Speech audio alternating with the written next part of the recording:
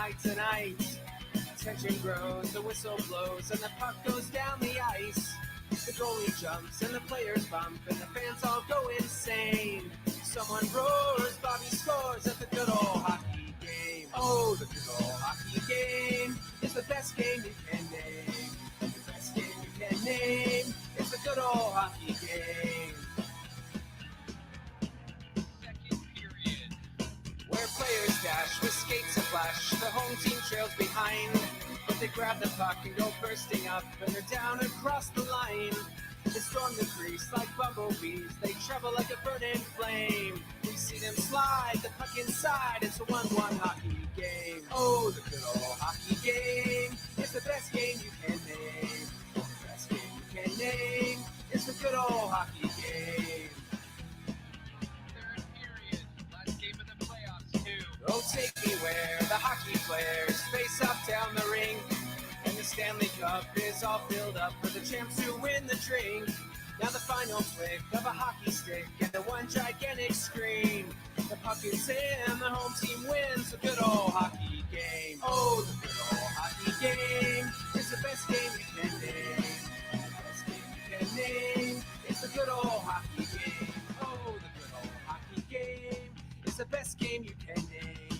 And the best game you can name is the good old hockey game. Oh, the good old hockey game is the best game you can name.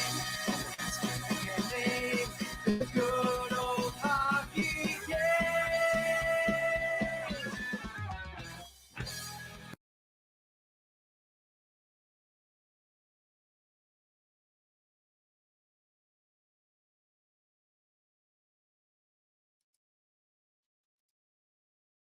Welcome, all in hockey fans. Yes, the best game you can name, other than maybe baseball, football, basketball, lawn darts. No. The best game you can play is the good old hockey game. What a hockey classic. Happy Thanksgiving to my fellow Canadians and wherever you may be in this wonderful world of ours. If you're watching from Europe, from Asia, from the USA, wherever you may be, I hope you're ready for the season to kick off tomorrow with a good old hockey game. All right, this is episode number 4 of the Black Aces podcast. If you're unfamiliar with the term Black Aces come from, it comes from the players that join the team kind of late in the season during the playoffs, kind of as injury reserves in case it's kind of like in baseball, the September call-ups, kind of what hockey has with the Black Aces at the end of the season.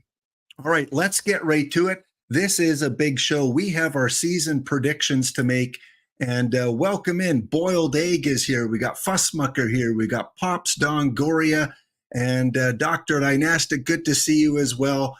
So yes, welcome to the good old hockey game. We are here. We are raring to go.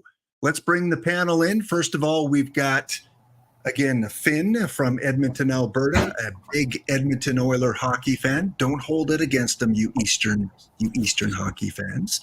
And from the East, a huge Montreal Canadiens fan from the time he was just a wee little baby. We have a lanky Frank. And unfortunately, the guy in the middle of our poster here. I'm loving that poster.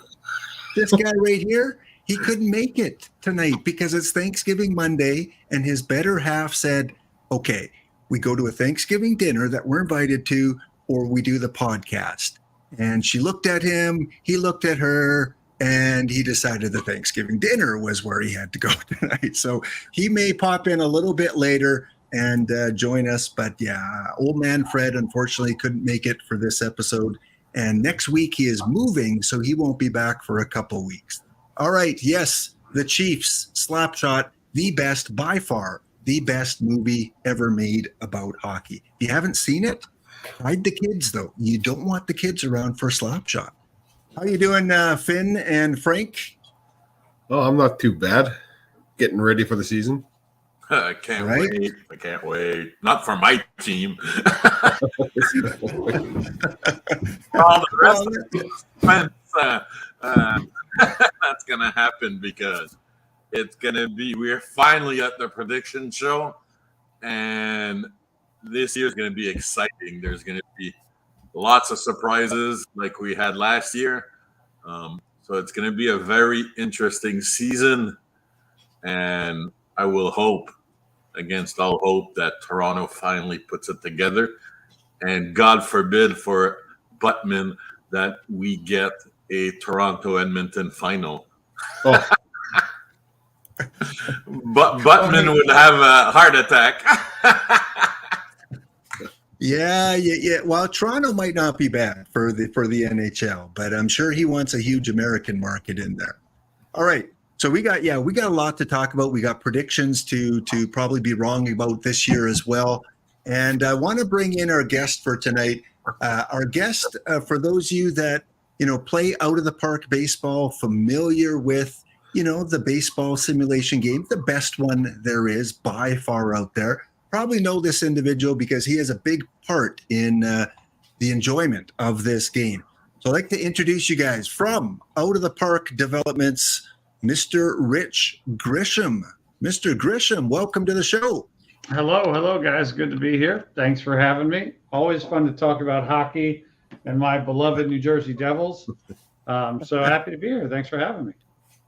Well, for those, most people know you, Rich, but for those that don't, that might be tuning in for the hockey content, tell the audience and our panel a little bit about yourself. So I am one of those kids who, the minute I discovered sports, I just loved them, whatever they were, right? Like, my earliest memories in life were of watching sports, whether it was the NFL, the NHL, Major League Baseball, the NBA. I'm just one of those people that has always been crazy about sports. And where I grew up in central New Jersey, hockey was almost this foreign language that I couldn't really immerse myself in because, my family, we didn't have a whole lot of money, and the only way you could watch the NHL back in the early and mid 80s in central New Jersey was with cable television, and we didn't have it. But when the New Jersey Devils became the New Jersey Devils by way of Colorado, by way of Kansas City, way back in 1982, I had a reason to really love hockey for the first time, because being a New Jersey guy, having the name New Jersey on the crest of a club representing you really meant a lot, because I didn't like the Rangers, I didn't like the Flyers, didn't like the Islanders. But so I followed the NHL really through box scores and newspapers for like 5 or 6 years. It really wasn't until I got to college that I was able to watch the games on a regular basis and really learn what all those things meant that I read about in box scores. So I've always been a big hockey fan, and have always been a big New Jersey Devils fan, and have been lucky enough to see them win 3 Stanley Cups, including I was actually wearing this jersey in the building in 2003 in Game 7 when Martin Brodeur and the Devils shut out the Anaheim Ducks to win their 3rd Stanley Cup. So, and then I got into the video game business a bunch of years back, and have been able to be a small part of the not just the out of the park baseball game, but also the franchise hockey manager game. So that is a long-winded answer to a short question. That's not you dressed up in the New Jersey paint, is there, back in the 1993-95 run? I can absolutely confirm that I am not, nor have never been, a face painter. Nothing wrong with face painters. Nothing wrong with them, but I've never painted the face. I've definitely sported the jersey, but I've never painted the face. What do you remember? How old were you in the early 80s? 10, 11, 12. Were you a Devils fan back then? Well, when I read in the Asbury Park Press that there was now a team called the New Jersey Devils, that's when I became a fan of the team. Okay, how did you react at that age when Gretzky said they were a Mickey Mouse organization? I just want the point of view from a fan. Well, I was angry. What I didn't know is that he was right. I didn't know that. But he was right. They were a poorly run organization until the great Dr. John McMullen hired the great Lou Lamoriello, who completely transformed the organization into a championship franchise that, to this day bears some of the fruits of his labors are still, part of that organization's DNA today. And we have to remember, Gretzky was a kid back then also. So I think later in his career, because it lived in infamy, I think he regretted it saying that. So, Yeah. Well, but, again, like sometimes you need a rallying cry. And for a lot of years, that was a rallying cry for the New Jersey Devils franchise and their fans. And, when they finally broke through and won that cup in 95 after a heartbreaking loss the year before to the Rangers, it was one of the greatest sports moments of my life. The only problem was they were threatening to move to Nashville at that exact moment. So it was fraught with anxiety, right? Which was, basically the New Jersey experience in a nutshell. It's a wonderful place to live. I've lived here most of my life.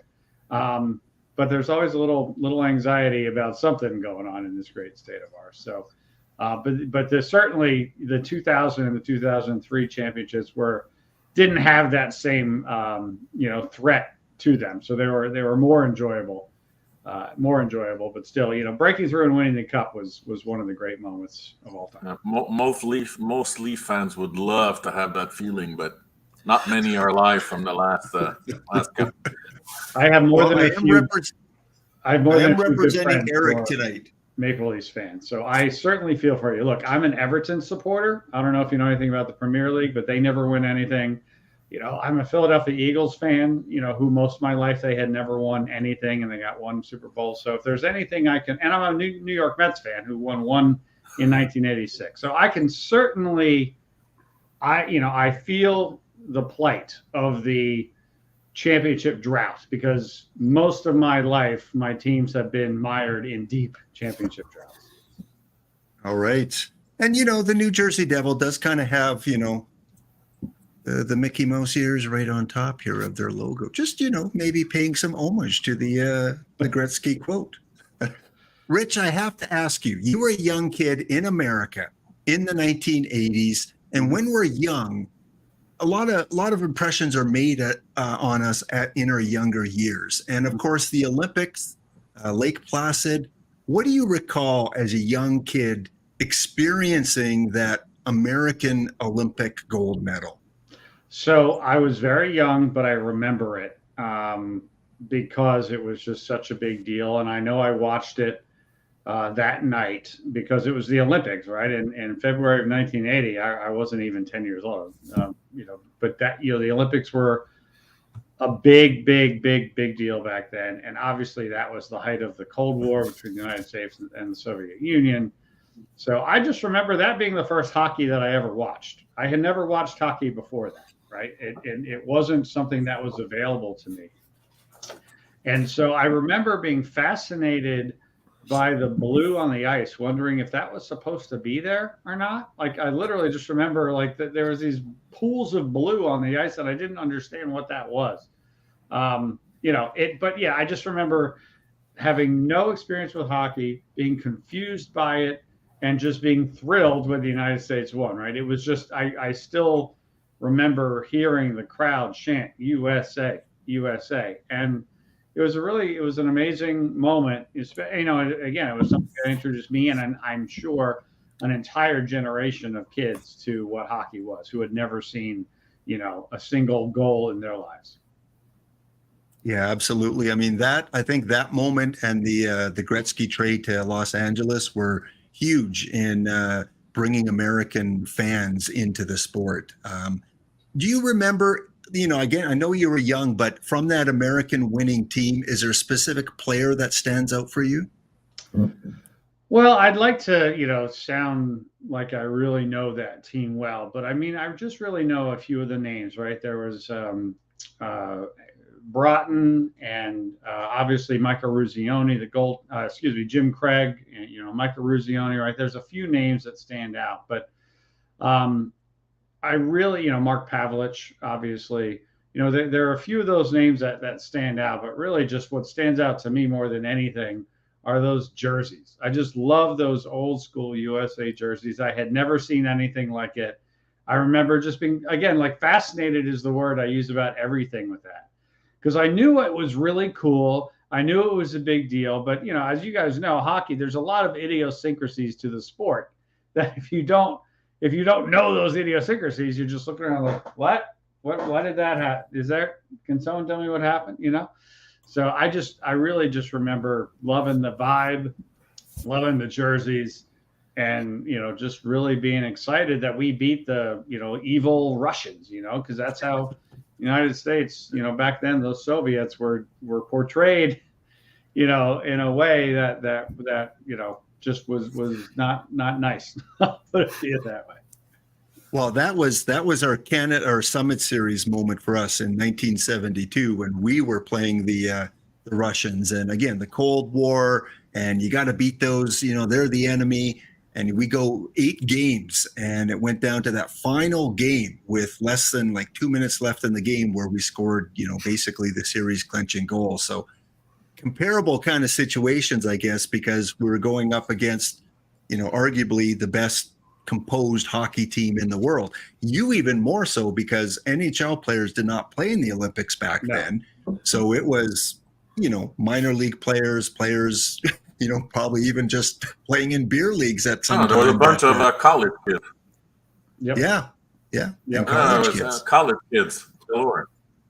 And then not that many years later, the Devils became one of the forerunners or one of the leaders of importing former Soviet players into the league. And Slava Fetisov, for example, right, was one of the first. I don't think he was the first. I think the Red Wings probably had the first, but the Devils were certainly one of the early clubs to bring those in. And you gotta retrain your brain. You're like, wait a second, I'm supposed to hate these guys. Now this guy's playing on my team.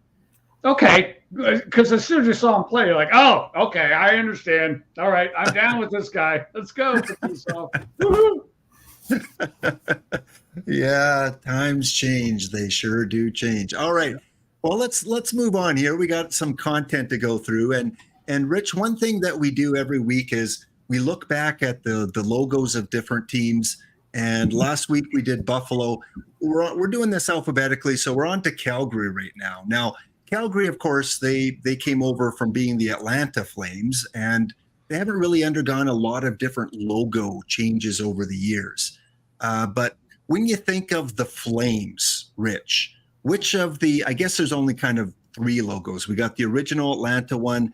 We've got the lighter red and yellow, and then we've got the one with kind of the black border. Which of the 3 is the best Flames logo? So for me, when I became aware of the NHL, the Flames were already in Calgary, so I didn't even know there was an Atlanta Flames until years later. But around the early 2000s, I had a subscription to NHL Center Ice for a bunch of years, and that included getting the Hockey Night in Canada, which really cemented my understanding of the culture of the game of hockey like no other program could have educated you. And so I'm right there in that 1994 to 2020 because, at 7:00, it was the Leafs against whoever they were going to play. And at 10:00, it was usually Edmonton or Calgary, and often Edmonton versus Calgary with a lot of Vancouver thrown in there. So I watched a lot of those Jerome McGinley Calgary Flames clubs that were always really good, but not quite good enough. So that's my logo, the 94 to 2020. Okay. Finn, how about you? Oh, do I have to pick one? Jesus. Yes, it's Calgary week. You better get used to it because you'll be wearing a jersey at the end of the year. I'm not wearing it, dude. No, it's not going to happen. You're gonna wear it, brother. Get used to it. Well, if I got to pick a jersey to wear, I'd pick the 94 to 2021. I like the black outline one. It's the most bold thing about them. Okay. And Lanky Frank, as an old member of the panel, I'm thinking you're going with Atlanta. Oh yeah, that's cool. I sent you guys a text or an email with the all red the all red goalie. That was an awesome logo. So it's like you can't get more original than that, man. So that's like very, very, very cool. So yeah, that was a great logo. That's kind of when I started watching hockey. Atlanta was still in Atlanta, and like you said, they were just covered in red. And Lysiak was on that team. Willie Plett was on that team, and just some great members.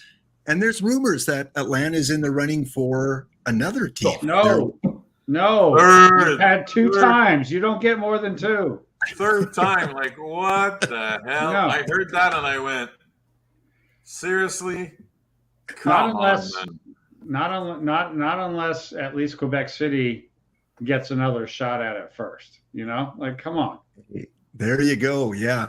Quebec City and Montreal Expos. We got to get more of those major league teams to the province of Quebec. Totally. All right. We're up on our first ad break here. But before we do that, for those of you that might not be familiar with, one of the companies that Rich Grisham's involved in, it is Out of the Park Developments Baseball, the best baseball game. It's not a console game like your Xbox and your PlayStation, but man, is it immersive? Is it going to occupy your time? Are you going to have a fun time playing this baseball game? Absolutely. So as we go to the ad break, just want to show you a little bit about what Out of the Park Baseball is all about. Back in 2 minutes' time. 4 years of excellence have all led to this. Out of the Park Baseball 24 is the definitive award-winning MLB strategy game. Play what the pros play. Out of the Park Baseball 24 takes baseball strategy to the next level like never before. All new on-screen analytics to power your decision-making, giving you a comprehensive view of the field. Dive deeper into the action with new 3D animations and visual improvements that bring the game to life. The most detailed GM mode in sports games keeps raising the realness bar. The most authentic experience ever. And Perfect Team swings back with a whole new experience.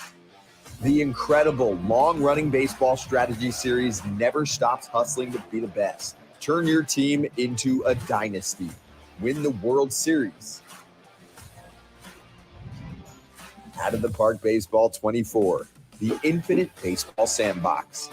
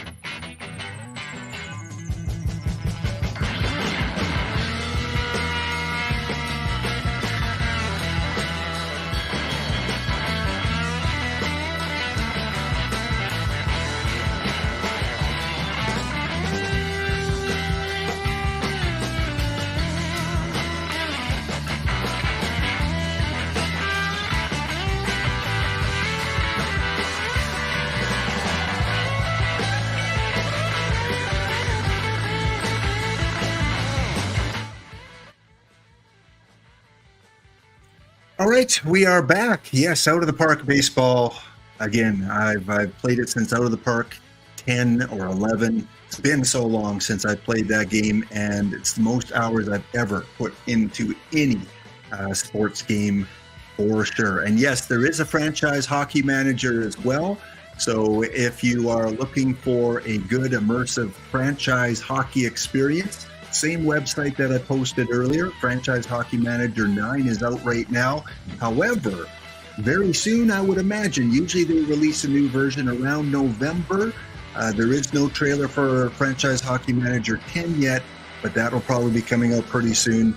No official word yet, but Hockey Franchise Manager 9 is still available. You can get it for $22 Canadian, $19.99 American, and get involved in this deep immersive experience with managing your own hockey team. And we'll show you a little bit more about that a little bit later. All right. NHL is about to begin. The games are about to get started tomorrow night with the Predators, the Lightning. Connor Bedard makes his debut in Pittsburgh against Sidney Crosby, and the Stanley Cup champions, Golden Knights, are at home raising the banner with the Seattle Kraken in town. And then, of course, we've got 6 games on Wednesday night, including the Canadiens playing the Maple Leafs in a good old-fashioned original 6 matchup. The Flames play the Jets, and the Oilers are on the road in Vancouver. So, yeah, we're getting pumped. We're getting ready, and we're here now to take a look at the predictions, how we think this season's going to shape up. So I asked each of the panelists to go through and rank each of the divisions. And we're going to start with the Metropolitan Division first. And just to kind of refresh your memory a little bit, last year in the Metropolitan, the Hurricanes finished 1 point up on Rich Grisham's Devils, which meant they had to play the Rangers in the first round. The Islanders, Pittsburgh Capitals, Flyers, and the Blue Jackets rounded up the Metropolitan. So, Rich, we're going to start with you and your predictions. Let's start with the Metropolitan. I've got all the teams alphabetically right underneath that first bar. Give us your order of finish for the Metro. All right. So I really would love to pick the Devils to win, but I don't think they're quite there. I think Carolina is still, and they proved it last year, the class of this division. So I'm picking Carolina to once again win the division. I realize that's a pretty easy, easy prediction to make, but I think they're the most, well-rounded team. They're certainly experienced. They're well coached. I think the Devils once again will be right behind them. So I'm picking the Devils for second. The Metropolitan Division, for years and years and years, the Devils were in the Atlantic Division. I don't know how many years they've had this division set up like this. I still have a hard time, not calling the Devils, not thinking that they're in the Atlantic Division. So it's still weird to me. But I do think, as much as it pains me to say it, the Rangers are again going to be good, probably not quite as good as the Devils. But if you remember, they were ahead of the Devils quite a bit last year. They sort of have a swoon at the end. So I'm picking them third. And I think Lou Lamoriello's Islanders will finish fourth. I think the Penguins will finish fifth. I think the Capitals will finish sixth. I think the Flyers will finish seventh. I know a lot of people are way down on the Flyers, but I live in the Philadelphia area, and I even if the Eagles and Phillies both win championships, I think there's such a deep collective unhappiness about the state of the Flyers. I don't see them coming in last place again. I'm gonna round out the division with the Columbus Blue Jackets, which still, I do not understand how the Columbus Blue Jackets are a division rival of the New Jersey Devils. Makes no sense. So that's why, out of a spite, I'm picking Columbus to finish last in the division. All right. I love it. All right. We're going to go over to Lanky Frank. Now, Lanky Frank, you sent me your picks previously, so you can kind of just walk your way through your picks for the Metropolitan. I don't remember. They're right here. They're right on screen. Where? I don't see it. That's Oh, Rich's. there we go. Oh. There you go. Okay, that makes more sense. All right. So I just flipped the Devils and Carolina because I do think the Devils are going to take that extra step. Carolina, they don't have the go-to guys that New Jersey have. They're like good everywhere, but they don't have greatness like Jack Hughes and Timo Meier and all those guys. So that's why when it counts, when you need a goal, Jersey's going to get it. Rangers third. It's hard to argue with that. I have Pittsburgh fourth. Erik Karlsson is a big ad, basically for free for Pittsburgh. They didn't pay much in terms of roster players. They lost a backup. They lost Petrie. I think that's about it and then it's picks. And to add a world-class defenseman, yes, he won't get 100 points, but point-per-game defenseman added to that group. I have surprisingly Columbus fifth. I think it will be a bounce-back season for that group. I think they've really rallied around the debacle that happened with Babcock, and they're rallying behind Vincent. So I think that's going to help. Islanders are just a big old mess. So I have them sixth. Capitals, they're only there to get Ovechkin his record. Manta trade didn't work out. There's so much things like when you invest $7.8 million in a player, you better make sure he has something else to bring to the table when his skills dilute. And I'm talking about Kuznetsov. He's a selfish player. His skills are diminishing. He's got no heart. They tried to dump his ass with 50% retain, and nobody wants to touch him. He's got the disease too. So whatever. So it's like that's where you have to. You got guys that become older but are still useful. Capitals are stuck with him, who's early 30s, and then age has just caught up to Backstrom. Injuries, etc. So I don't see them going anywhere. They're relying on a goalie that has injury history. So it's recipe for disaster. And then the Tortorella effect in full force again. So they're going back one spot from 7th to 8th from last year. Poor Philly, man. They're really rebuilding now.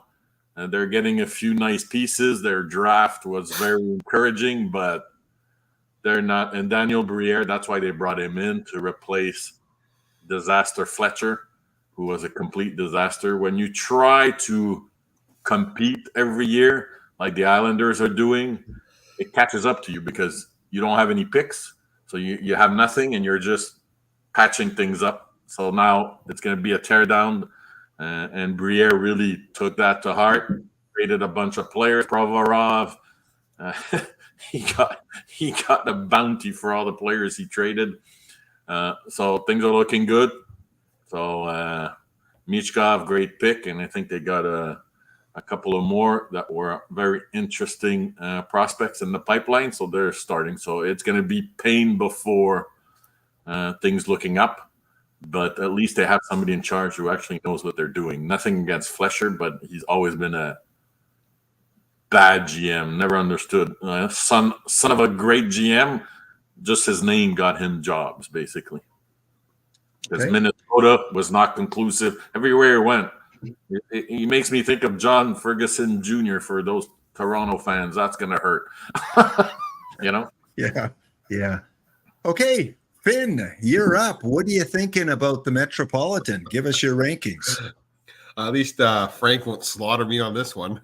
We're pretty much the same.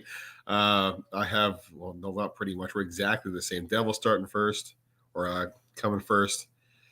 High-flying players. I don't think they'll make it terribly far into the playoffs. They're still young. They still have some learning to do and all that good stuff. Then I have the Hurricanes coming in second. I think a better playoff team than the Devils, and we'll get to that a little later. Then I have the Rangers. And those top three there are who I have making the playoffs in the Metro. The rest I have as out of the playoffs. Penguins. They added Carlson, but I don't think it's enough. It's a very old core there. I don't think they have the swagger to get in anymore, I don't think. Jackets with a bounce back here. Damn, you are close to me. How the hell did you went with Columbus also? I like Columbus. I thought it would be original. I like Columbus last year. It's just they fell on their face, and I'm picking them again this year to improve. Islanders taking a step back. They're running out of steam. It seems like Capitals, same thing, running out of steam. Been so good for so long, and like Frank said, just have one thing on their mind, and that's getting Ovechkin the record. And then the Flyers finally accepting the rebuild, pretty much at last. All right, so yeah, that's a lot. You and Frank agreeing. Like you and Frank never agree. What's going on with that? We're not going to agree on the rest of them. I can tell you that for free. But the crazy part is to have two panelists with 8 teams to have the exact same order. Yeah, time to buy a 649. You know, that is crazy. That is all right. So my picks here for the Metropolitan, I'm going to go a little different than you guys. I think Carolina is just too good. They improved their defense. Orlov, I think, is going to make a big difference. I just think I think their defense is going to get them first place. New Jersey, great young up and coming team. It's going to be close, but I do think Carolina will take it.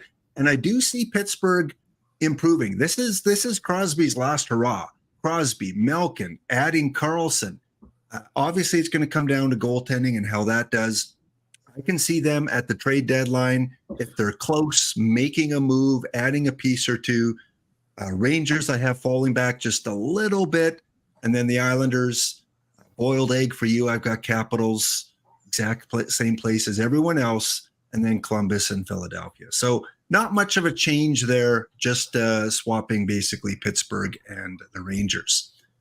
Old man Fred, who couldn't be here tonight, just going to show you his picks quick because he sent them to me. Carolina, Jersey, Rangers, Pittsburgh, Islanders, Capitals, Columbus, and Philly. So we're pretty close, guys, with the Metro. There's not much of a difference there, which scares me a little bit.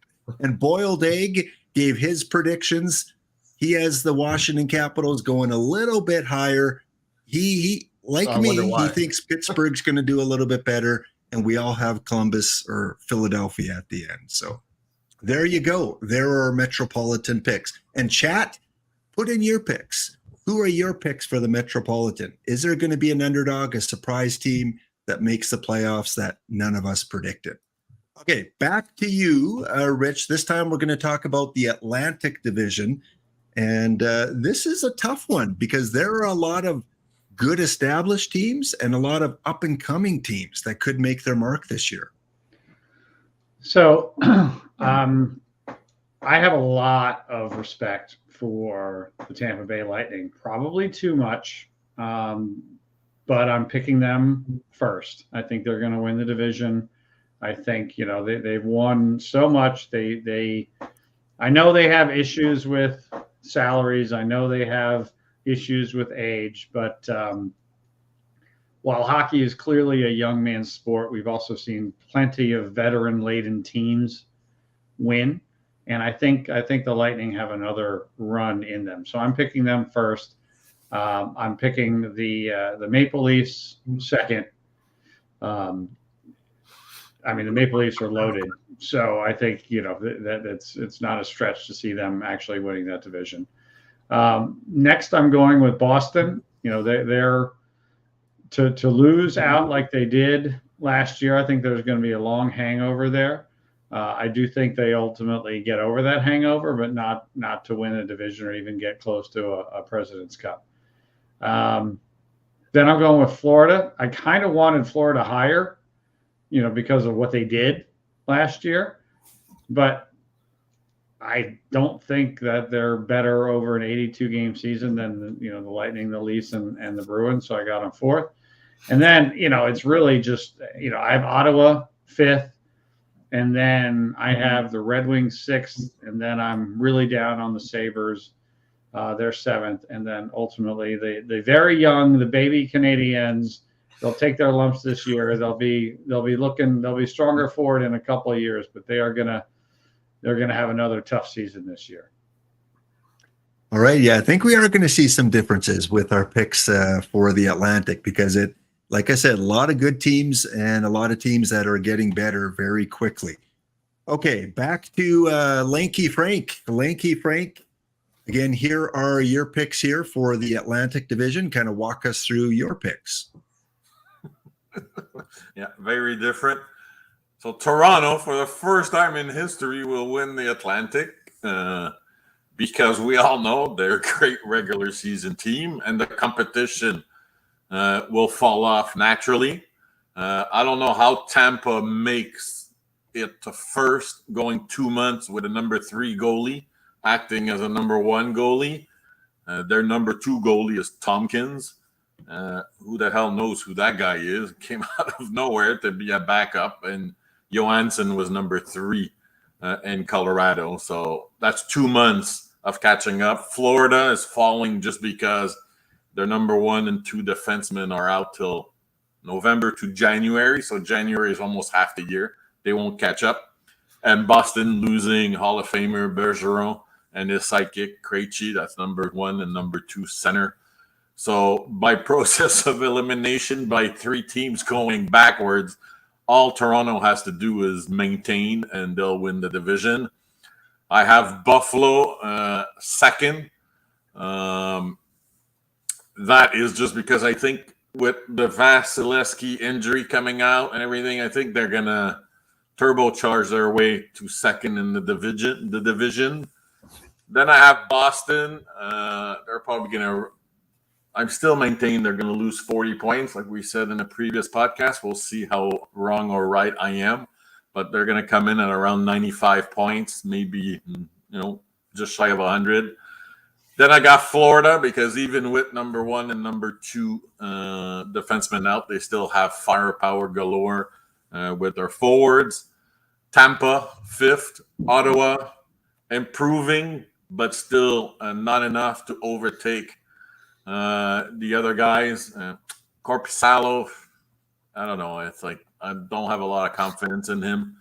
Detroit is going to improve also. It's going to be a dogfight for teams number 4 to number 7. Not a lot of points will separate those teams. They're all going to be around 90 points.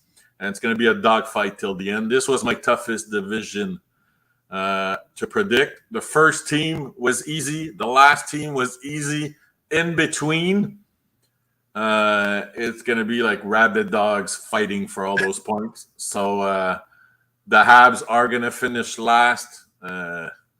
Look, we're in the process of rebuilding. We finally accepted that. Monahan gave us a huge favor by re-signing for $2 million so we can trade him for a first rounder at the trade deadline. For those that don't know the story, he wanted to play against Calgary in December, even though he was injured. The medical staff didn't want him to play, but he says, look, I got to play against my old team. And he didn't aggravate his injury. Because of the injury, he injured another part of his body, which took him out for the rest of the year. So I think he gave Montreal a solid because they allowed him to play. Got a mulligan. So if he plays well, he will get Montreal that draft pick. So good on him. I didn't think he was going to sign. I don't know what Boston was sleeping at the wheel. They could have signed him for $2 million. They're looking for centers. But look, I'm just happy because he will be traded at the trade deadline. I think that's a guarantee. So hopefully he doesn't get injured this year, but we're in the rebuild. So we're going to be last and we're going to be 10, 15 points behind the 7th place team. All right. Okay. Well, Finn as an Oiler fan, I know you're not a big Maple Leaf fan, but do you have them winning the division? No. Like Frank said, this was probably the hardest decision or hardest division for me to lay out as well. I think probably the strongest division in hockey. And with that, I have 5 teams making the playoffs from here. And who I have going first is the Panthers. Okay. Strong into the season last year, strong throughout the playoffs. I think they'll just keep on carrying on the momentum. Kachuk is, now that he's out of Calgary, I'm starting to like him. And I think he's a really good leader and is going to carry that team to all sorts of greatness. Second place, I have the Leafs.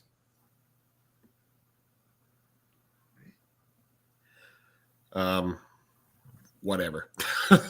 They're a good team. I have to put them second. I don't like talking about them, but they're always a good regular season team. So first or second, I could see those 2 teams flopping, but of course I have to go Panthers first. Third place, I have Bruins. Like Frank said, they're going to be taking a big step back this year, and I don't think they're falling right out of it. I think they'll be settled in that third. They still have a good bunch of support, and even if they have one goalie that plays like they did last year, they're going to do just fine. Fourth place, I have the Senators. Up-and-coming team, new owner, new president of hockey operations. Everything's going up Senators. Baby Kachuk is over there. Not so baby, but he's a little Kachuk. Another good leader over there and a lot of good young talent. They're on their up and up, and I think they're making the playoffs this year. Fifth place, I have the Sabres also making the playoffs. Just another good, solid team. Darlene's back. He just signed himself a nice big contract, so hopefully he doesn't fall under the pressure of it. But still, another one of those up-and-up teams in the Atlantic, and I think they'll make the playoffs. Damn, where do you have fucking Lightning, man? With the loss of Vasilevsky, I have the Lightning just missing the playoffs in 6th place. I mean, year after year, for as long as I can remember, top 3 goalie in the NHL. You can't replace that. So I don't see them. Especially when you don't have a number 2. Yeah. After that, I have the Wings. I don't know. They made some questionable moves at the deadline. And even this summer. Yeah. Like Petrie, what the hell? And Ghost. Petrie. Their move with even a small move like Costin and Yamamoto, what they did there. I mean, it's like they did a solid for the Oilers, but just weird stuff happening out of there. Very weird. Canadians in last place, rebuilding team. Maybe in a couple of years we'll be talking about them like Ottawa and Buffalo. Okay. So, again, seeing some similarities, but some major differences between Rich Lanky Frank. Rich believes in Tampa. Yeah, he does. All right, in the Atlantic, I have Toronto winning. I just think they're a regular season team. They're going to score a lot of goals. As long as Samsonov and their backup can stay healthy, I think they'll be fine. Florida, even though they're down on defensemen, I really like Matthew Tkachuk. I just think that, man, he is one of the best players out there for what he does.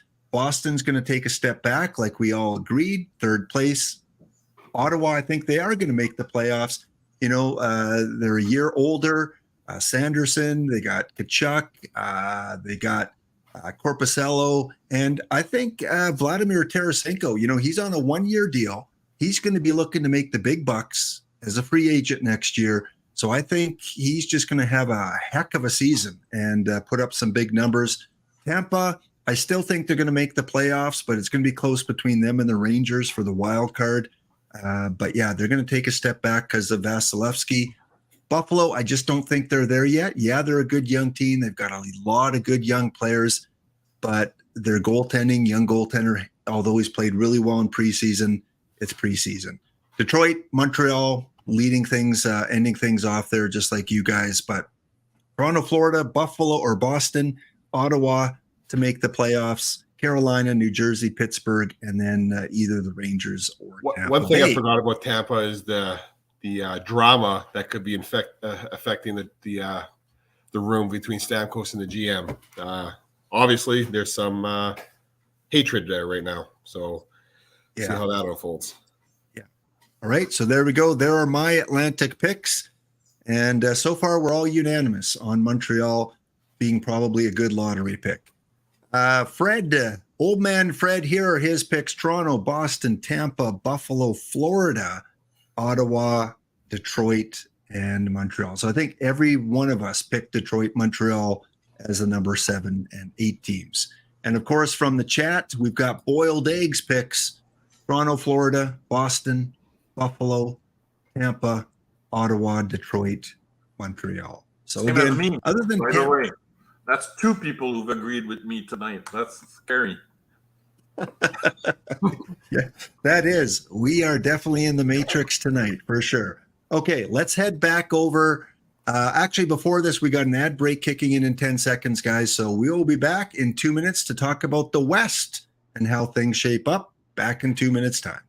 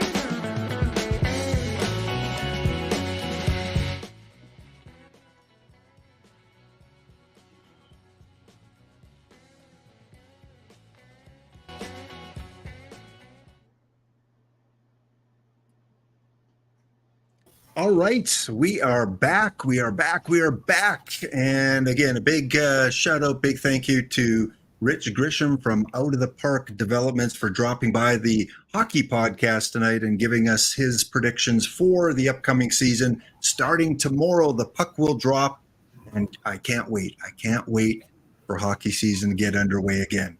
And once again, we do have an excellent simulation hockey game that is available. Franchise Hockey Manager 9 is out. I usually buy every second version. This is Franchise Hockey Manager 8. Again, it's not like a console game where you get the graphics and you get, you know, all the big hits and all the big plays. This is more of a statistical, a simulation kind of game. And my favorite part of Franchise Hockey Manager is being able to play any 2 teams against each other. So in Franchise Hockey Manager, you can play a regular season, you could play a historical season, or you can even go and you can play an exhibition game. So you can play the Edmonton Oilers up against the New Jersey Devils, and you can sim that game out. You can play around with the lines and different combinations, or my favorite thing to do is to go into the historical, and you can play any historical team. So we can play the Montreal Canadiens from, let's say 1979 up against the Boston Bruins from, 1979. And we can play that season out. You click on the little play button there. And, this is the current Boston Bruins, not the 1979. But, yeah, you can go and you can change the different lines. You can play around with who you want playing with who. You can look at the Montreal Canadiens, Rick Wamsley. You got Gaston Gingras. We've got who else? Serge Savard. All the players from the 1979 roster. And then you can play these two teams against each other. So they had Shutt with LaRouche and Lafleur, Robinson and Langway on defense. And like I said, you can play against the 2021 version of Boston with Bergeron, Marchand, Pastrnak. Any two teams from history, you can have that game sim out to see how they would play against each other. So again, Franchise Hockey Manager should be coming out with their newest version in a month or so. Stay tuned for that. Can't wait. Love playing the game, and I'm just a simulation junkie. I just love to sim things out and have that fantasy world of what if the 79 Canadiens played the 2023 Bruins. How would that end up? All right, let's get back to our programming here and to talk a little bit about the Western Conference and how we see that shaping up. So back to Mr. Rich Grisham with his picks for the West, starting with the Pacific, or starting with the Central. The Central. Okay. So I am less familiar with the West than I am the East. But when I look at this division, I'm just really impressed by what feels like a lot of good teams. I mean, you've got the Avalanche, who won the Cup recently. You've got the Blues, who won a Cup recently. You've got the Stars, who have made deep runs recently. You've got the Wild, who are, regular season heroes on a regular basis. You've got the Nashville Predators, who are regular season heroes. There's so many good teams on here. So I kind of just pretty much go in what I feel is chalk, right? I'm picking the Avalanche to win the division. When I think of the Avalanche, recency bias, but they're a championship caliber club that is coming off not winning a championship, and I feel like that they've got a lot that they feel like they have to prove. I like Dallas to come in second. I actually like Nashville to come in third. This is more of a hope because I have always had, I love the Canadian franchises, and in particular, I've always been fascinated by the prior Winnipeg Jets, and when the current Winnipeg Jets were reestablished, I've become a fan of theirs by proxy. So I'm going with Winnipeg fourth. And then this is really tough, but I think I'm going to go with the Wild in fifth, followed by the Blues. I think the Connor Bedard effect gets the Blackhawks out of the basement, even though probably it's not the smartest pick. And I feel like playing in a sub NHL level franchise sort of hits the Coyotes harder this year, and I'm picking them to finish last. For someone that doesn't know the West very well, those are, very legit picks and could very well shape up that way. So, yeah. All right. Let's go on to Lanky Frank, and here are your Central picks there, Frank. What are you seeing shaping up in the Central? I'm not the same as Rich, so I have Dallas number one. They have everything going for them, basically. Forwards, defense, goalies. So they have depth, which the Avalanche are losing because the Avalanche came into their window earlier than Dallas. So there's a bit of disconnect there. So Avalanche have had to make some tough choices. And losing Landeskog doesn't help. It can be 2 seasons in a row. So Dallas 1, Colorado 2, Minnesota 3. I have the surprising Coyotes 4th. Nashville, they're on the way down. St. Louis on the way down. Winnipeg, I had 7th, but that was before today's news. That they signed both players they were supposed to trade, lose, whatever, that apparently didn't want to play in Winnipeg. So that's probably going to boost Winnipeg. So if I had to redo this, I'd put Winnipeg in front of Nashville, 5th, right outside the playoffs. And then Chicago. We all know what the deal was. Complete tear down last year. So aiming to compete. And this is the difference between the East and the West. There's 2 bad teams in the East, which is Montreal and Philly.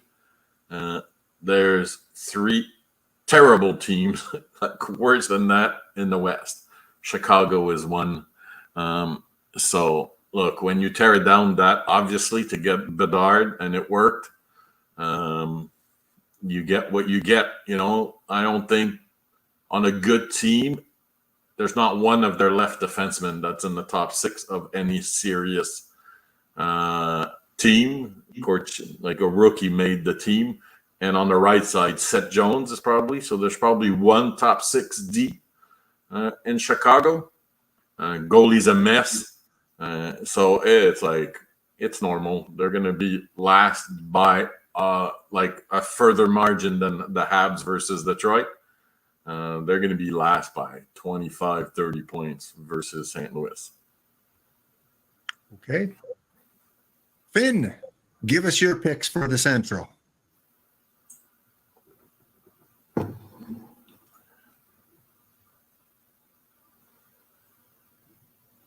Oh, we think you have you on mute there. There you go. Oh, no, I'm on mute. Yeah. I have 3 teams from the Central making the playoffs this year. For the first team, I think it's going to be the Stars. I think they're just a good young core, a core coming of age, and well on the way to being a dominant team for years to come. I have the Avalanche coming in second. It's just something's not sitting right with me with them. Don't know what it is. I'm usually a pretty good Avalanche fan, but there's just I don't know, something I just don't like about them. I don't know what it is exactly. I can't put my finger on it, but I don't think they're going to be as dominant as they have been in the past. And in third place, I have the Predators making the playoffs. After that, I have the Jets missing the playoffs. Just a team that's kind of, like Frank said, they got a couple of good signings here recently, but they need to figure out what's going on in their locker room. After that, I have the Wild. The Wild are playing with quite the handicap for the next 2 years, so I don't see them putting together a good playoff caliber team for at least a couple of years. I might use this time to build up a bit more. Coyotes I have coming in 6th. Could be a sneaky surprise team. Maybe get a little higher. We'll see how it goes. Blackhawks I have coming in 7th. They never just got Bedard, but they did make a couple improvements off-season signings and stuff to play with Bedard. So it's not just Bedard coming in and carrying the team by himself. And then I have the Blues coming in last, and I think it's rebuild time in St. Louis. Wow. Okay. Well, some huge differences there. That's a shocker. The Chicago 7th. I think there's no chance in hell, but we'll see. you can't win in the NHL if you don't have goalies and you have one defenseman. Seth Jones can't play 60 games, and the 2 goalies are not NHL caliber. So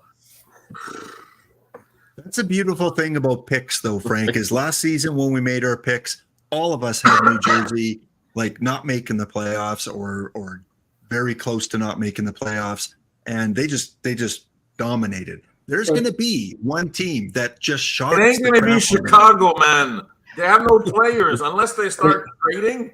They got their franchise player. Now it's time to build around them. I don't think they're going to be in the basement for much longer. All right. I agree. Next year might be different, but this year, nah. All right. I've got the Avalanche, and I think this is going to be the closest division in hockey this year. I got the Avalanche and Dallas fighting it out for first and second. Again, it could go either way, just like everyone else. Avs, Dallas. I think Minnesota is going to surprise us. I think Minnesota is going to do a little better than most people expected. I like Dean Evison as a coach. I think that they're, Kaprizov and got a few pieces there. I don't think they're going to win the division by far, but I think they're going to be in the playoffs. Winnipeg, Scheifele, Hellebuck shocked me as well. I did not expect them to sign long-term contracts. I don't think they're going to make the playoffs. I have 5 teams coming out of the Pacific, so I think they're going to be out on the outside looking in.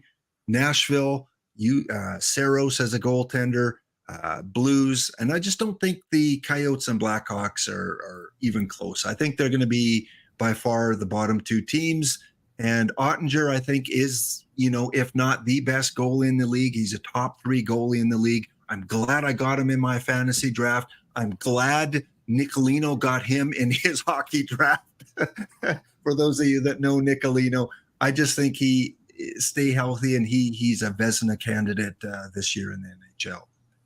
All right, old man Fred, his predictions, just like the rest of us. Dallas, Colorado, he has Minnesota 3rd, then Nashville, St. Louis, Winnipeg a little lower, and then just like Ryan, he has Chicago 7th, and the Coyotes number 8. And Boiled Egg, did you get your picks in here? There you are. Boiled Egg has Dallas, Colorado, Minnesota, Winnipeg, St. Louis, Arizona, Nashville falling, and Chicago. So again, I don't see the love from Minnesota. I don't get it. Maybe I'll be wrong, but I don't get the love for Minnesota. And I have a news flash for Finn and old man Fred. Okay? As soon as Chicago even gets remotely close to whoever is in 7th, Taylor Hall, Donato, they're all getting traded. All right? All one of them. It's going to be like Buffalo when they try to get McDavid. As soon as a goalie won a game, he would get traded. Like, they went through 7 goalies in a row. Oh, you win, you're out. And they had the best odds, and karma made it so that they wound up with the 2nd pick. Thank God. But they would trade anybody. They would call up a guy from the ECHL. He would win, traded. Well, show us your tanking without showing us your tanking. Who's the first overall pick this year? Probably Celebrini, but a close battle with Yzerman. So it's basically a complete player versus pure goal scorer. So none of them are defensemen. No, the top 3 are forwards. Yeah. See, they have no reason to tank then. They need a defense. They don't need another forward. But they don't need another forward. They have one. You could build around that one though.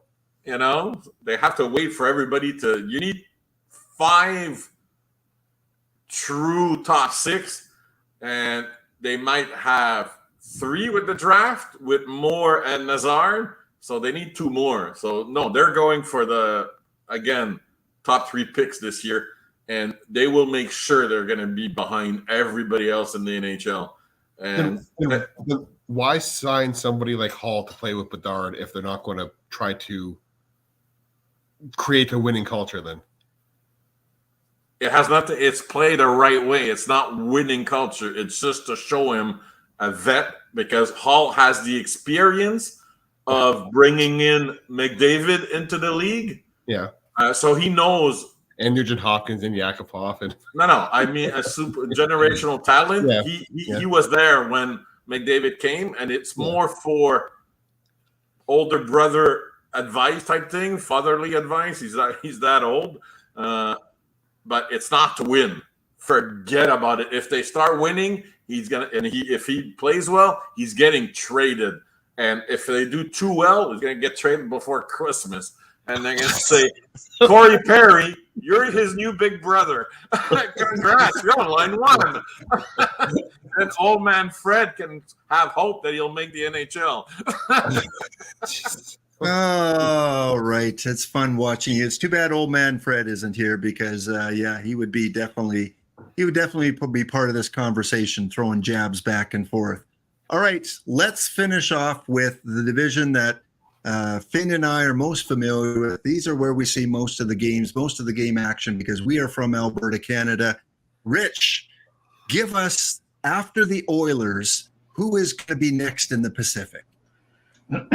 So I don't like to go someplace new and make enemies. So I hope I'm not doing that here. But I'm actually, again, I'm not a fan of. Not familiar with the Western teams as I am in the East. But the last time I watched the Western team, they were winning the Stanley Cup and skating it around the ice. So I'm going with the Vegas Golden Knights to win the division. I love Edmonton. Back when I was when I was watching Hockey Night in Canada on Saturday nights 10, 15 years ago, and I saw Edmonton a lot. When I was really rooting for them hard the year they had their run to the Cup, where they faced, I think it was Carolina, right? The year Carolina won their Cup.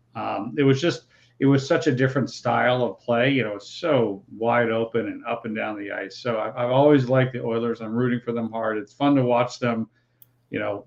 Whenever your team has the best player in hockey, it's a lot of fun. So I've obviously, I got them second. I know, again, that's probably not making me any friends on the show. I apologize. But again, I just, that's kind of why I picked the Lightning, right? Whenever I see the Lightning, they're winning Stanley Cups a lot. So I just kind of, go with that. After that, I'm very big on the Seattle Kraken. I was incredibly impressed with what they did last year. And I think that team learned a lot and gained a lot of experience. And I think they're going to put that to use this year. After that, I've got Calgary. Again, a team that probably most people, myself included, don't know a lot about, but it seems like they win regularly these days, and they've got a good team. I like the Kings after that to finish in fifth, followed by the Canucks. I'm still, the Sedin twins were on the Canucks the last time I watched them regularly, so I'm a little behind the times on them. But one thing I do know is that both the Ducks and the Sharks are on the rebuilding side. So I got the Ducks, and then I got the Sharks finishing out that division at the bottom of the division. All right. Yeah. When I asked Rich to come on the podcast weeks ago, he said, "Oh yeah, that'd be great. I'd love to do it. I'm open to it. Just don't ask me about the fourth line players on the Canucks." Please, thank you. Yes. which, I don't know the fourth line players on New Jersey, so that's okay.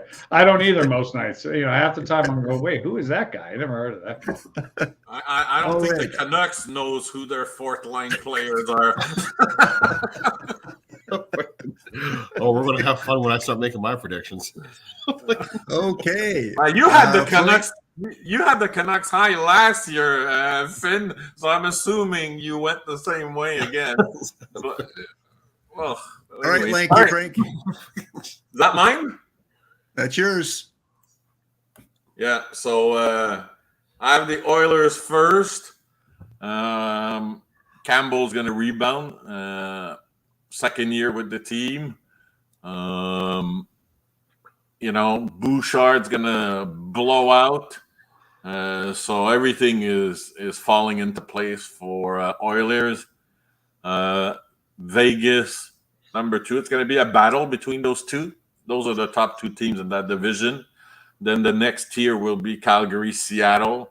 It could interchange, but it'll be a battle between those two. I don't have confidence in LA, so I have them 5th. By process of elimination, the Canucks are 6th.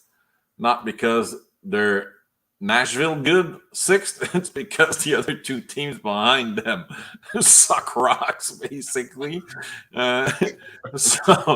Anaheim, a lot of good pieces, but still way too young to do anything about it. And sorry to Finn, but their goalie is, somebody was talking about Olmark being Swiss cheese in Buffalo. Well, Gibson is currently Swiss cheese, and that's insulting Swiss cheese. So they have no goalie, but they have all the pieces in place. They just have to make it work. And San Jose just basically tore it down, traded Carlson just to get rid. They got some picks, but that's the future. Next on the hitting, on the firing squad is Couture Logan, who's going to be traded for hopefully a good package because it doesn't make over $10 million.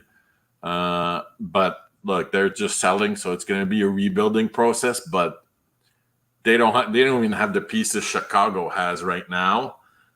So they have a couple of interesting pieces, but that's it. So they're starting from scratch, and they're drafting after being so successful finding gems later in the draft.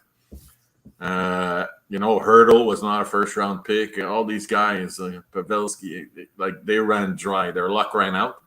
So, so Greer has a lot of work ahead of him. But I don't know, man. I don't have a lot of confidence in his decision-making so far. You look at Greer and you look at Briere. They took over in similar time frames, and I'm much more confident in what Briere is doing than what Greer is doing. And Verbeek, right? Verbeek in Anaheim. Finn talked about it. The way they completely humiliated Zegras by nickel and diming him. I'm not liking his beginning, his first year with the Ducks. So it's like these old players that played old school hockey.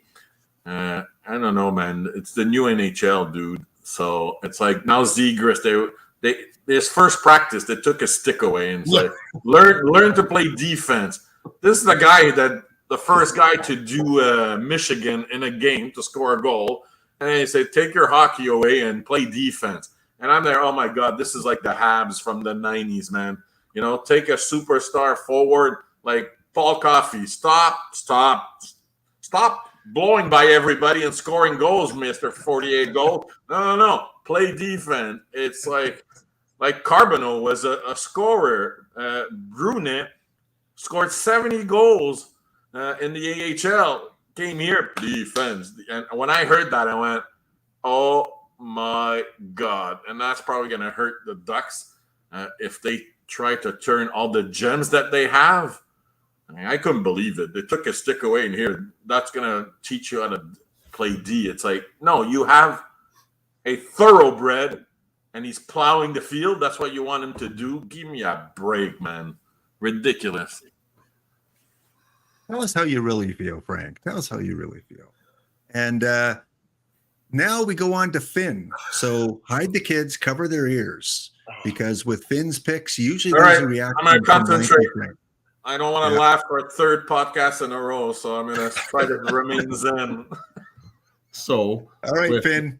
With 3 teams in the Central making the playoffs, I, of course, have 5 teams in the PF. Get that Calgary Flames out of there. Jeez, trying to sneak that one up on me. I have 5 teams in the Pacific making it, and well, I have to put the Oilers first. Yeah, there we go. Campbell's looking solid. Campbell's looking like the goalie that we should have had last year. I mean, I was really impressed. And of course, it's just preseason, but I was impressed with watching his play in particular throughout the preseason. Just a solid looking goalie. And one of those was against the Flames with a heavy NHL lineup, and he was backstopping the Oilers, a heavy AHL lineup. So, and he only let in 1 goal. So, could be a good year for Campbell. And if it's a good year for Campbell, I think the Oilers have everything else sorted out. And looking at the top of the Pacific. After that, I have the Knights. I wanted to put them third, but I figured, no, we got to put them second. I wouldn't be surprised if they come in third with a cup hangover, but I guess prove me wrong. After that, I have the Kings. I'm noticing the rest of the people don't have a lot of love for the Kings. I must be missing something because I thought they improved this offseason. So I'm hoping the Oilers finish first just so they don't have to face the Kings in the first round of the playoffs. Fourth place. Don't worry about that. Don't worry about that.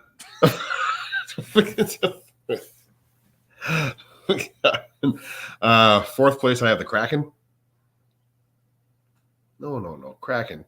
The second Oilers team with all their ex-Oilers over there.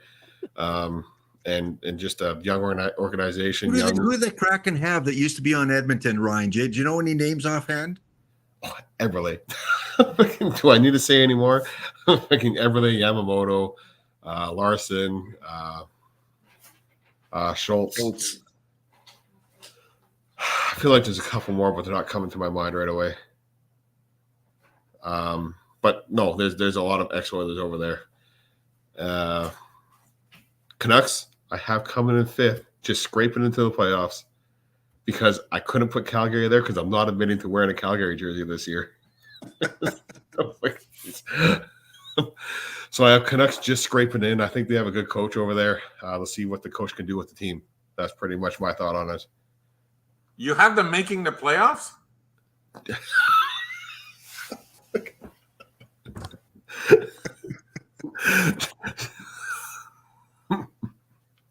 Hey, dude. When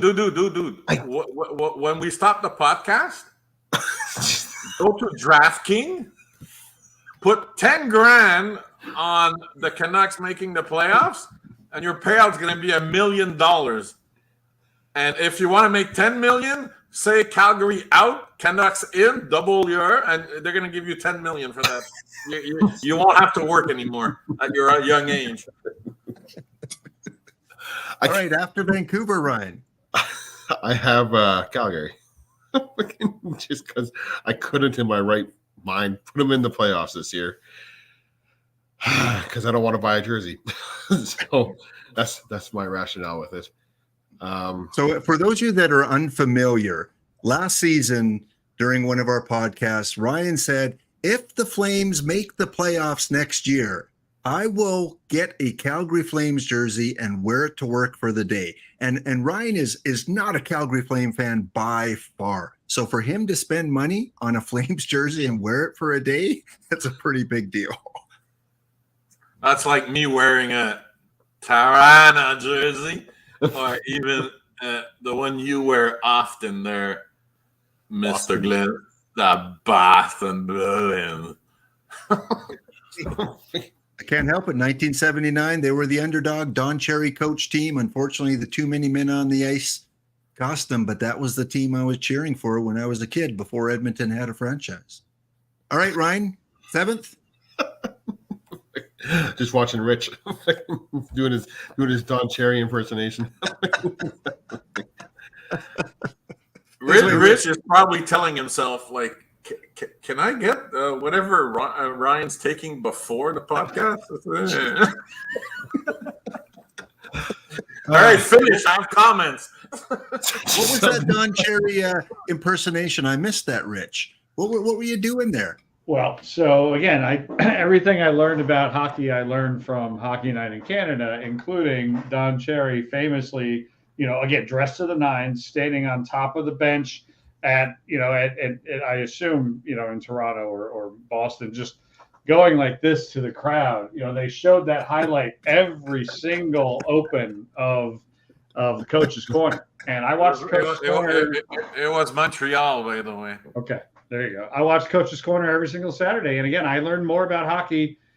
The two places I learned the most about hockey, number one was from Coach's Corner and Hockey Night in Canada. Number two was from my college roommate, who was a massive diehard NHL fan, Flyers fan, Steve Cooper. So, so that, whenever they get on Cherry, I think I'm just doing this to the crowd, just imploring the crowd. Yeah, absolutely. That's an iconic moment in the NHL. Ryan, last two teams here. The Ducks, because they have to do some winning eventually, right? I mean, San Jose's trying to lose now. So the Ducks and then San Jose. Yeah, I think those are the two worst teams in hockey this year. But we'll see. Okay. All Well, right. I'll So I quickly just go wanna through say- mine in the Hold on. Just before I have a comment, because Finn was saying, why do people not love LA? LA has invested less than $2 million in their goalies. But All right. if They have a career AHLer who came in, did an okay job last year, but his numbers were terrible. And they have a 36-year-old guy who is probably going to get injured eating his cereal in the morning. All right. Cam Talbot is always injured. They're screwed, man. if you look at the last two cup winners, I guess you could say, the goalies were nothing special.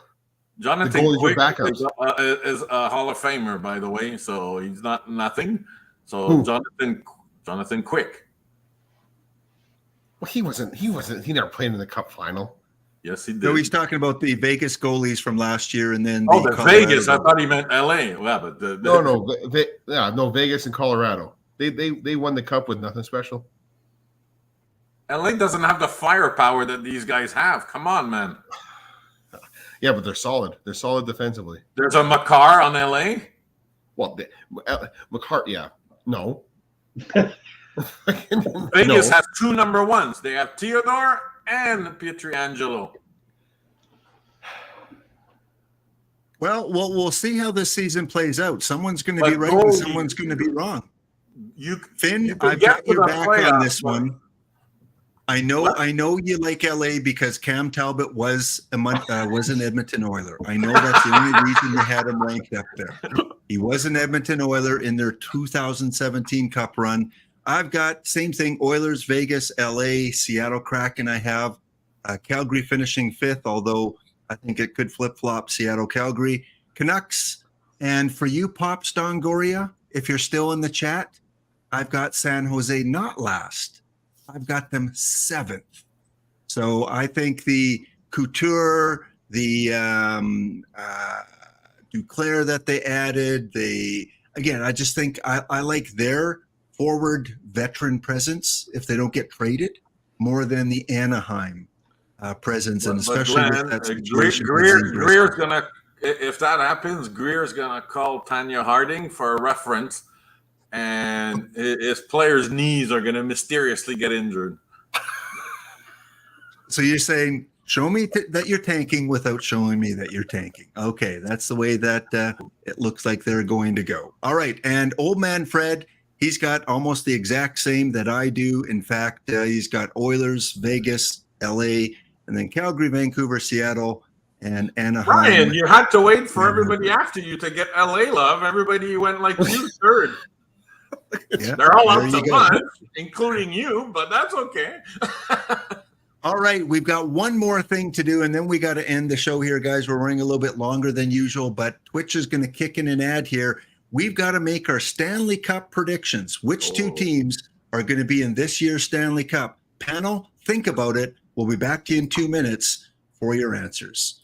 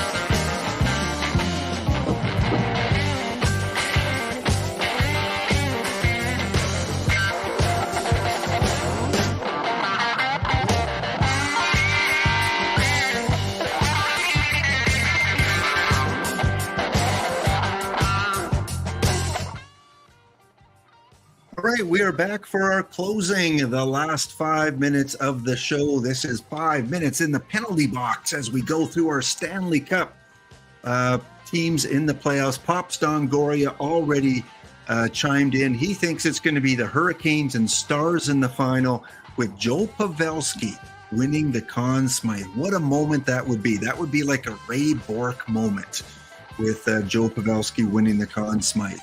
Boiled egg, we've got to wait for your prediction. Anyone else in the chat? Who are your predictions for the Stanley Cup? And we'll find out in April. I'm going to kick things off here, giving you Old Man Fred's prediction. He is predicting that the Stanley Cup finalists will be the Carolina Panthers up against the Edmonton Oilers. Yeah, he is going 2006 Redux. 2006 rematch. That is the predictions he gave me. He said both these teams have paid their dues the last few years. They're up-and-coming young teams. They've got everything in place to make a run at it. So he's going with Carolina and Edmonton. My two picks for the finals, I am going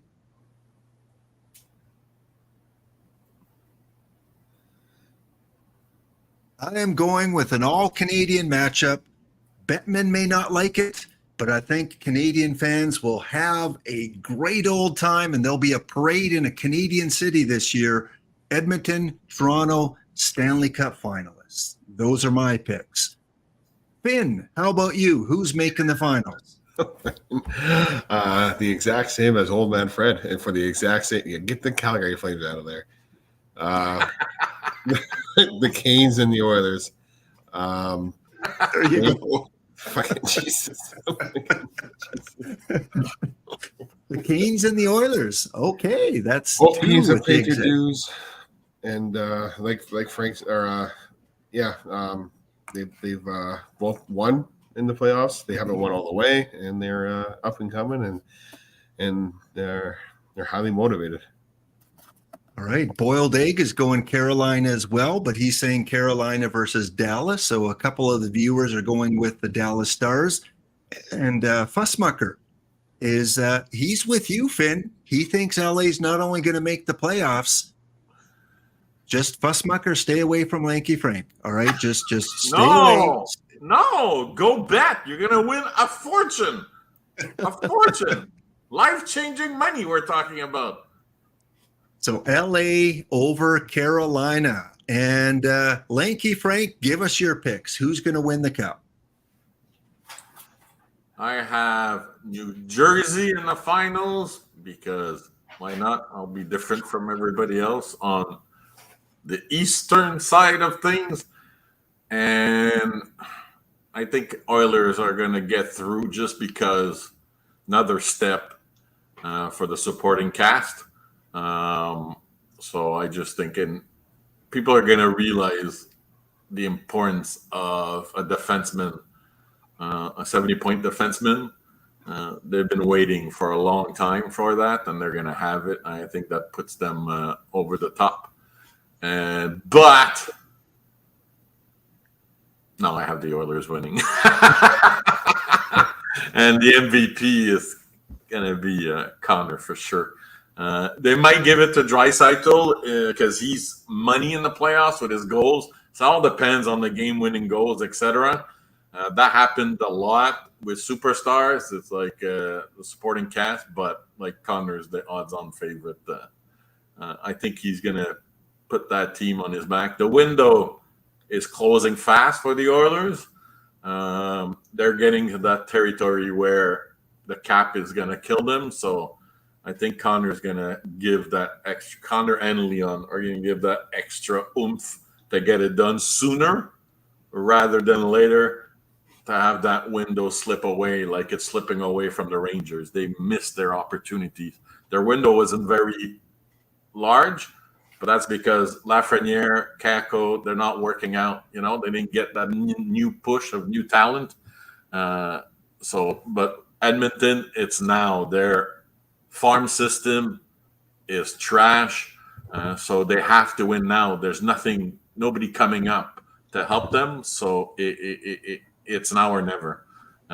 So Well, I would love that. LA will trade for a goalie. That's going to change everything. But Fussmacher, bet before they do that, because your odds are going to be astronomical. And when they do trade, and the same thing with Buffalo, trades can change the landscape of anybody's predictions. Well, again, I would have a New Jersey Edmonton final just with the rivalry with Rich for a month, or of his team and my team and Finn's team making it to the finals. That would be entertaining.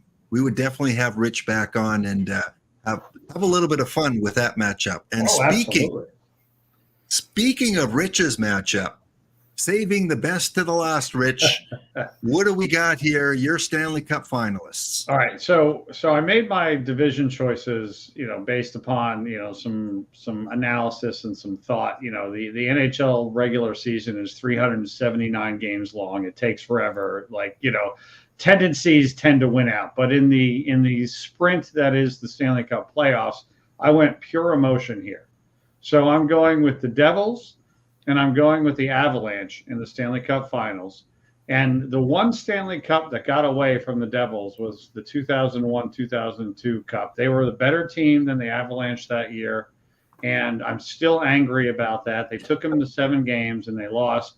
The Devils, yes, will Vanacek and Schmid remind you of Brodeur and Terreri? No. Do they have a Scott Stevens or a Scott Niedermayer back there? No. But they are so fast and they're so skilled, and this is a very different NHL. I think that they can make a run, and then I want to see them avenge that 2001-2002 loss to the Avalanche. So which cup was that for Patrick? 2001, was that his first or his second with the Avalanche? That was the Bork Cup. Right. Okay, so it wasn't the first one. Okay. Right. So, yeah. No. So so I'm going pure emotion from what I want to see for the Stanley Cup Finals. You can't mess with King Patrick in the playoffs. He was we talk about money players. Patrick won in 86 with nobody, and 93 team was even worse. Yeah. And he won that. And we were talking earlier in the chat about Vasilevsky being one of the last dominant goalies in the AHL. Well, Patrick in the playoffs, he would just go in the dressing room and tell his team, all right, get 2 goals. Nobody's scoring for the third period. It's like, how can you say that as a goalie? And he would stop everything. They would score 2 goals and they would win. That's how good he was. People don't realize how good this guy was. It's like Dryden would float through the regular season and get to the playoffs, and he would stop everything. Like, it's unreal, these guys that can just turn it on. Like Kobe Bryant in basketball was the same. He could just turn it on.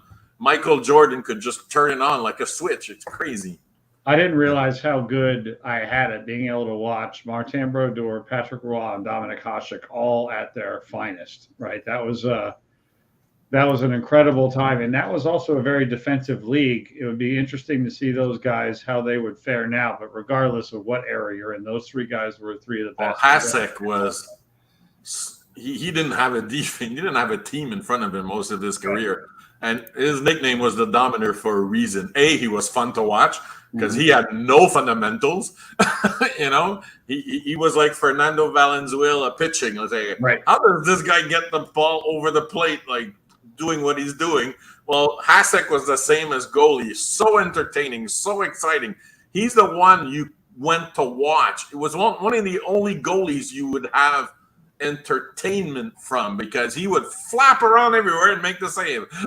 Look, I know Boiled Egg. I'm sure he's a nice guy, but the Brodeur hate has got to stop. Boiled Egg. Martin Brodeur was one of the all-time great goaltenders. Yes, he had Scott Stevens in front of him, but Martin Brodeur would have been a Hall of Famer no matter where he played. His DNA and his skills.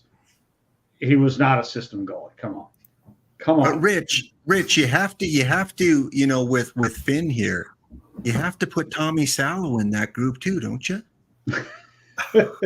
And with the trap, by the way, I want to point out when the Devils won the Cup in 2000 and 2003, they were the top scoring team in the league. The trap was a 1995 thing only. Remember, the Devils were a completely different team in 2000, 2003 than 95. Completely different. Yep. Our producer crashed my guy. We always associate the Devils and the Minnesota Wild with trap. But it was they did, but not the whole run. Just part of it. Exactly. Left wing lock. That's a favorite term of people who love offense. Left wing lock.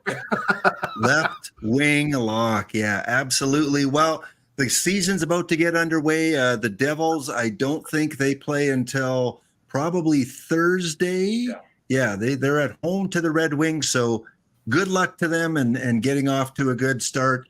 Again, thank you so much to Rich Grisham from Out of the Park Baseball for joining us today and having some fun predicting the playoffs as they come up, or the regular season as they come up. So check out Out of the Park Developments or OOTPdevelopments.com. And today, Rich has been busy today.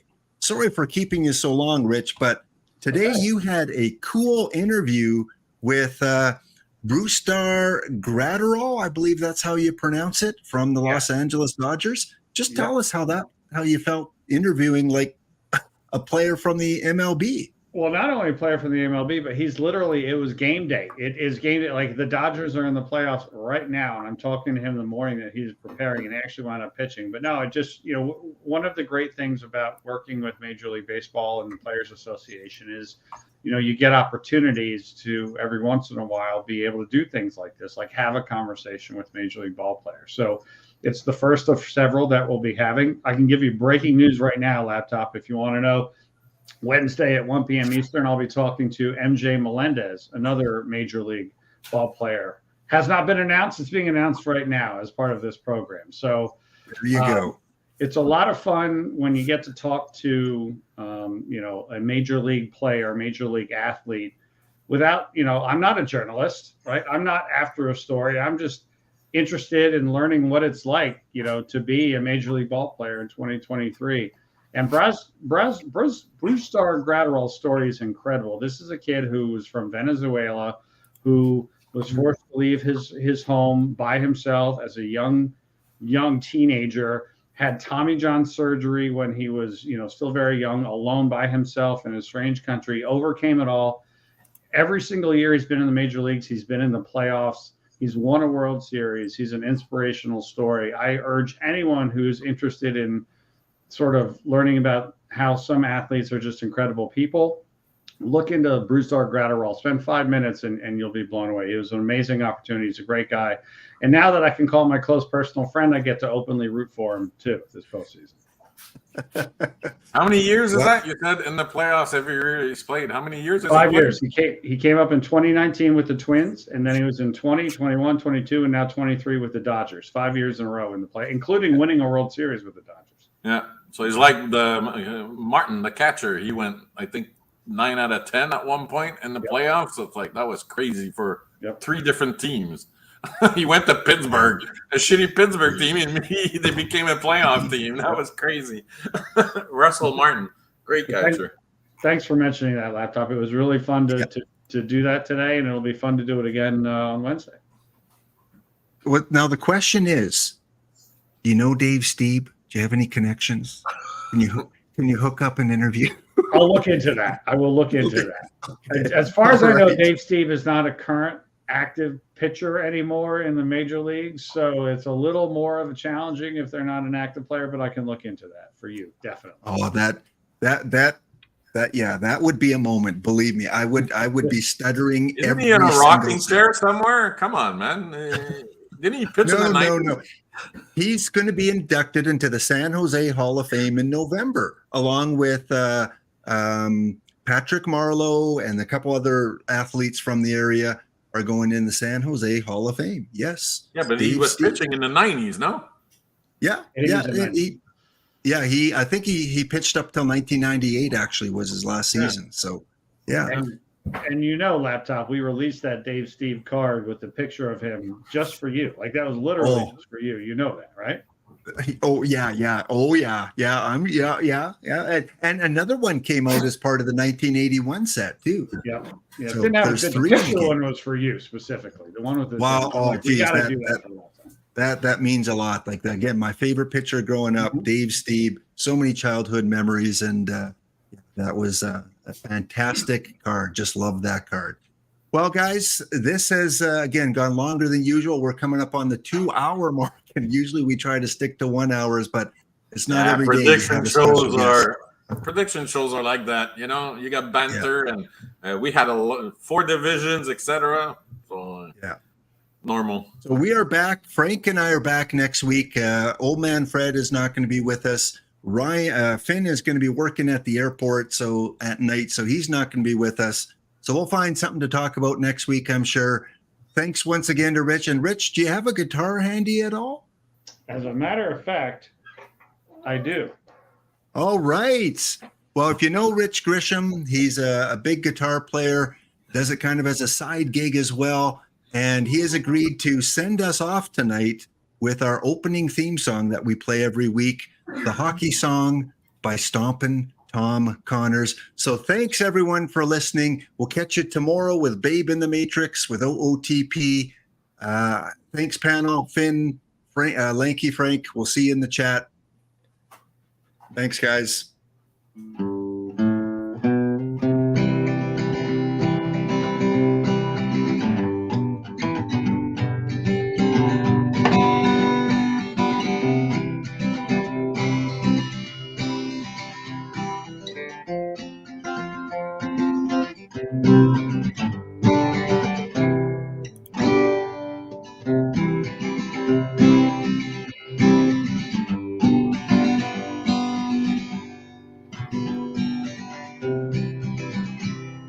Second period.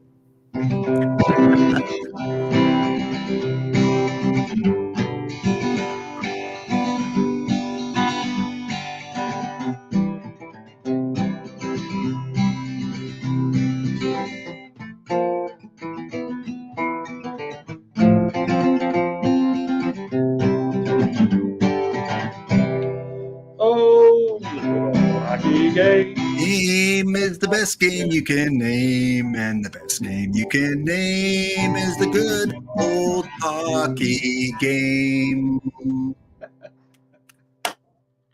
Thanks, guys. Have a wonderful night.